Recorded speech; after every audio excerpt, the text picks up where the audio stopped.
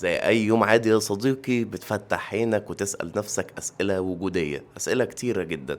منها سؤال أنا سألته لنفسي من كام يوم وأنا نايم على السرير: هو فعلا ال SSDs وال HDDs بتخلي تجربة الاستخدام مختلفة، ولا هو ضحك على الدقون وكله زي بعضه وهو أي ستورج تمشي الدنيا وخلاص؟ فنزلت المول وجبت شوية حاجات، قلت هعمل النهارده تجربه غريبه شويه وجديده شويه. انا لا عايزك تشتري حاجه ولا ببيع لك حاجه، انا هاخد اتش دي دي واس اس دي ساتا واس اس دي ان في ام اي جين 3 جين 4 جين 5 وهنجرب عليهم كاني يوزر عادي. انا مش هحط اي اعتبار في التجارب اللي انا هعملها، اللي انا شخص فاهم شويه في المجال. انا هعمل كاني يوزر عادي، السي عندي اتملت ونزلت اشتري ستورج علشان ازود الدنيا معايا شويه. والتجربه دي هتكون كويسة جدا لانها تقريبا شاملة معظم الاستخدامات العادية: نقل داتا، فتح لعبة، ريندر بروجكت. ويلا بينا نبدأ الفيديو. اعمل لايك وسبسكرايب، ولو انت اول مرة تتفرج عليا فانا احمد عارف ودي سيجما كمبيوتر. وخليني اعرفك بالظبط انا استخدمت قطع ايه في التجربة دي. اول حاجة هو الكمبيوتر الاساسي بتاعي اللي انا بشتغل عليه، البروسيسور بتاعه انتل كور الترا 9، وكارت الشاشة AMD RX 6 750 XT، ورامات 32 جيجا، والاس اس دي بتاعي اللي نازل عليه الويندوز واللي متسطب عليه البرامج، ومش فاكر والله كان كينجستون او ويسترن جيم 4 حاجه زي كده. ده المنصه اللي احنا هنتست عليها. والحاجات اللي احنا اخدناها من سيجما كمبيوتر هو ال HDD ده 500 جيجا HDD ساتا 3، واخدنا اس اس دي ساتا من شركة ويسترن اسمه SA 510، ده ساتا 3 برضو بيقرا لحد 560 ميجا في الثانية. واخدنا اس اس دي M.2 NVMe Gen 3 من شركة كروشل، ده اسمه كروشل بي 3. واس اس دي جين 4 من ويسترن اسمه SN 580 1 تيرا جين 4. واخدنا اس اس دي جين 5، وبجد انت هتتصدم في الاخر لما تشوف اداء الجين 5. ده كورسير ام بي 700، ده المفروض بيقرا لحد 8000 ميجا في الثانيه الواحده و9500 ميجا برضو في الثانيه الواحده قرايه وكتابه. فخلينا نبدا التجربه باول اتش دي دي اللي هو ال 500 جيجا، ونبدا ننقل عليه بروجكت مساحته 67 جيجا و700 ميجا من الاس اس دي الجين 4 لحد الاتش دي دي اللي احنا مركبينه. يلا بينا نبدا. اول حاجه ننقل بروجكت كامل من اس اس دي للاتش دي دي. لما جينا ننقل الملف قعدنا 11 دقيقه او 16 ثانيه علشان ننقل ملف حجمه 67 جيجا كله فيديوهات. فاضل دقيقتين و15 ثانيه، واحنا دلوقتي فات 9 دقايق من اول لما بدأنا ننقل الداتا. ماشي. وقلنا نجرب بقى، نبدأ نفتح اللعبة بتاعتنا اللي هنجرب عليها اللي هي مارفل رايفلز. وبجد انا استغربت، يعني بقالي كتير جدا ما حسيتش ان انا لما باجي بفتح اللعبة استنى الكاركتر لحد لما تلود والبيئة تلود علشان ابدأ العب. الموضوع ده ما بقاش بلايبل نهائي. فقعدنا تقريبا 3 دقايق 47 ثانية لحد لما الكاركتر ظهرت والانفايرومنت اللي انت فيها اتبنت وانك بقيت تعرف تلعب اخيرا. طبعا الفريمات ملهاش اي علاقة ومفيش هتبطأ او مش هتبطأ، هو خلاص وانس ان اللود خلص مش هتفرق انت شغال على اتش دي دي ولا شغال على اس اس دي. احنا دلوقتي هنبدأ نشغل اللعبة. خيرا، شكرا. كده قعدنا قد ايه؟ 3 دقايق 47 ثانية لما قلت لك. وبالنسبة للريندر فانا كنت بريندر بروجكت من كاب كات. البروجكت ده انا مخلصه، حجمه بعد الريندر المفروض يبقى 2 جيجا و200 ميجا تقريبا، والداتا بتاعته محطوطة اصلا على الجين 4 الاساسي بتاعي. ولما جيت ارندر قعد معايا 9 دقايق 48 ثانية للريندر. واللي جاي بقى هنتكلم فيه مع بعض اكتر عن هل فعلا الفرق مستاهل لاستخدامك. يعني لو انا معايا 20,000 جنيه هل اشتري اس اس دي جيم 5 ولا هيقضي معايا الغرض الاس اس دي الساتا؟ كل التجارب دي هنعرفها في الفيديو ده. ان اكشن. ولما نقلنا للاس اس دي الساتا بجد الوضع اختلف تماما. ده تقريبا اكتر حاجة حسيت بيها في فرق اللي انا فعلا طورت، سعره 2650 جنيه. ده تقريبا نفس سعر ال HDD الواحد تيرا اللي هو العادي ال 7200 ار بي ام او ال 5400 ار بي ام. ورجعنا تاني، بس المره دي احنا هنجرب ال SSD الساتا الواحد تيرا على نفس الحاجه بالظبط. فهنبدا ننقل الداتا بتاعت نفس الملف ونشوف سرعته هتبقى عامله ازاي وهياخد معانا كام دقيقه للنقل. 1 2 3 بست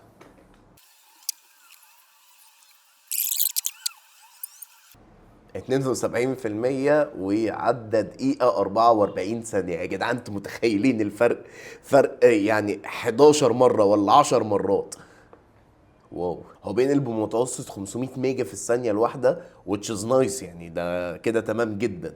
ولما نقلت نفس الملف للاس اس دي الساتا، سرعه النقل كانت بجد فارقه جدا. انا مش هقول لك ان هي كانت سرعه ال 500 جيجا في الثانيه، بس بجد كانت ملحوظه. يعني نفس الملف ده قعد 11 دقيقه على الاتش دي دي، في الاس اس دي الساتا قعد راح فين في الاس اس دي الساتا قعد دقيقتين و20 ثانيه، من 11 دقيقة لدقيقتين. فده فرق كبير جدا لحاجتين بنفس السعر تقريبا. وكمان لما فتحنا لعبة مارفلز هنا بدأت ألاحظ ان انت لو جيمر بجد ما ينفعلكش اي اتش دي دي انيمور.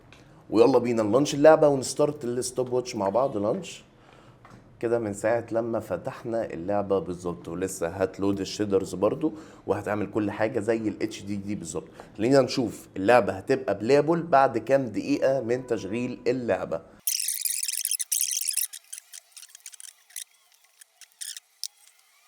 immediately في نفس الوقت خلاص انت اخترت الهيرو بان. فعلا يا جدعان، فعلا يا جدعان، الاتش دي دي ما بقاش بلابل خالص. انك تلعب لعب على الاتش دي دي ما بقاش شيء صح خالص. زي ما انتم ما شايفين في نفس الوقت هو اخدت كام؟ اخدت دقيقتين. ودقيقتين ده انا كده مبالغ، يعني هي اخدت اقل من كده، بس خلينا نقول ايه، ان هي اخدت دقيقتين. اللعبه بقت ريدي تو بلاي وانت تعرف تلعب بجد في دقيقتين.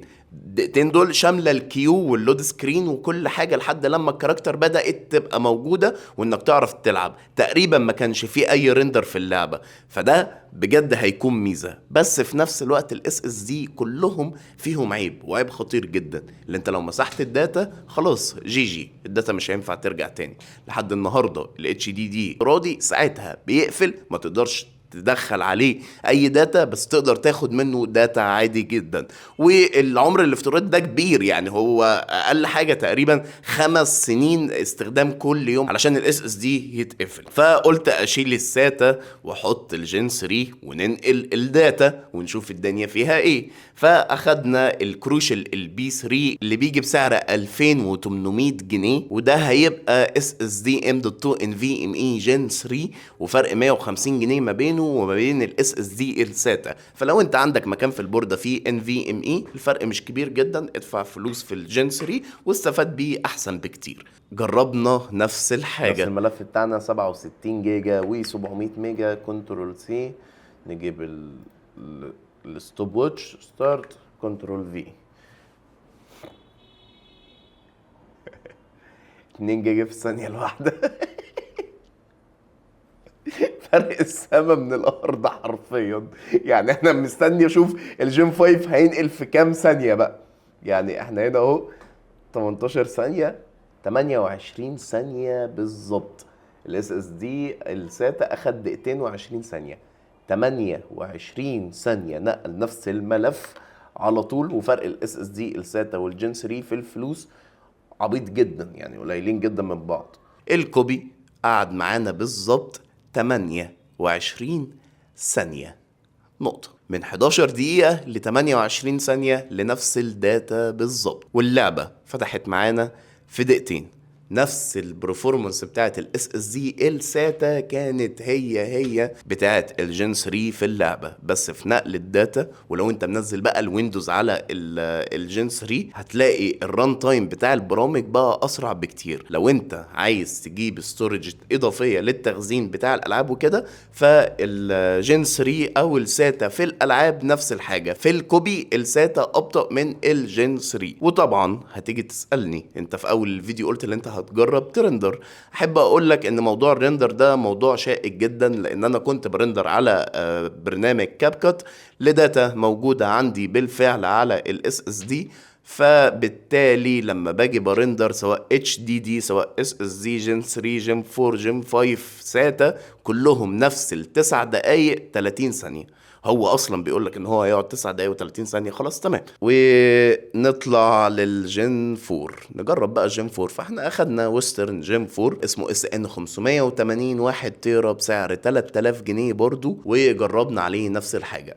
ده الاس اس دي الجن 4. وهنبدا اول تجربه معاه اللي احنا نبدا ننقل نفس الملف اللي هو هيكون 67 جيجا و700 ميجا. ناخده كوبي، نستارت، نبست ونشوف 25 ثانية. في الكوبي السرعة بقت 20 ثانية، نقلنا الملف كله في 20 ثانية، فرق تقريبا 8 ثواني ما بين الاس اس دي الجن 3. بس انا عارف اللي ده كان هيحصل وان الفرق ما كانش هيكون كبير، لسبب ان ده اخر اصلا الجن 4 اللي انا مركبه عندي، فهو خلاص مش هيعرف يجيب اكتر من كده. لو انا كنت حاطط بقى الويندوز على اللي انا بجربه طبعا في الجن 5 كانت هتفرق كتير، بس الفور اللي انا بقولك عليه ده هو قعد 25 ثانية او 20 ثانية بالظبط في نقل الداتا وفتح اللعبة. انا نسيت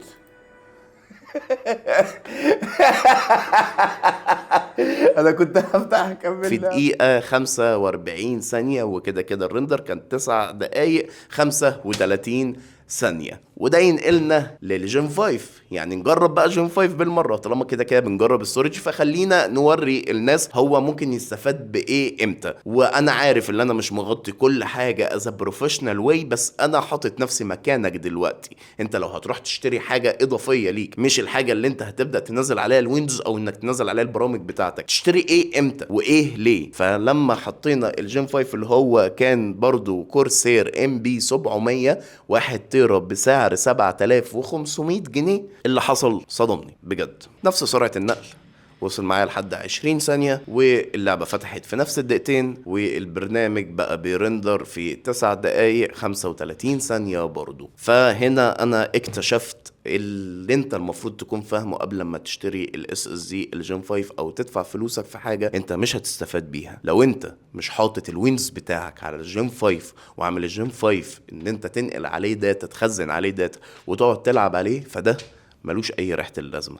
وانا عارف ان في فرق في الاس اس ديز في الكاش بتاعها، وده في دي رام ولا دي راملس، بس انا بعمل تجربه جينيريك شويه علشان انت تكون فاهم قبل ما تشتري، مش اكتر من كده. لو مسكنا كل موديل وفصصناه طبعا الموضوع والرؤيه هتكون مختلفه تماما، بس انا بديلك نبذه عن الاستخدام العادي، اللي هو انت بني ادم عندك 19 سنة 20 سنة قاعد بتلعب جيم، لقيت ان الستورج بتاعتك اتملت ومحتاج تشتري ستورج. فالفيديو ده هيكون مهم جدا ليك لو انت محتاج تنزل تشتري ستورج في الوقت ده. واوفر اول انا دلوقتي هديك الخلاصة ورأيي الشخصي في انهي افضل اس اس دي انا شفته فيهم.